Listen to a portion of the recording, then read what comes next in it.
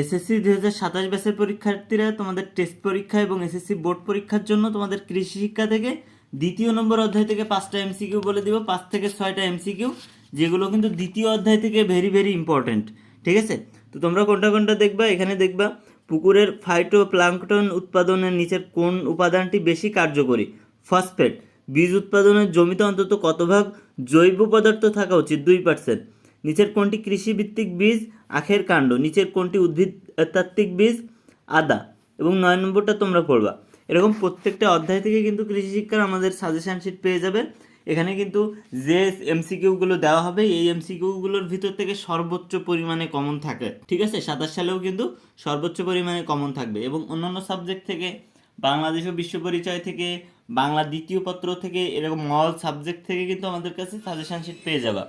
গণিত এবং বাংলা দ্বিতীয়, বাংলা প্রথম, 15টা গদ্য, 15টা পদ্য থেকে কিন্তু এমসিকিউ দেওয়া থাকবে। তো all subject suggestion sheet science, arts, commerce এবং দাখিল পরীক্ষার্থীরা তোমরা কিন্তু নিয়ে গোছালো প্রস্তুতি নিতে পারো। তো যারা তোমরা এগুলো নিয়ে একটা ভালো প্রস্তুতি নিতে চাও তারা আমাদের স্ক্রিনে দেওয়া হোয়াটসঅ্যাপ নাম্বারে মেসেজ দাও।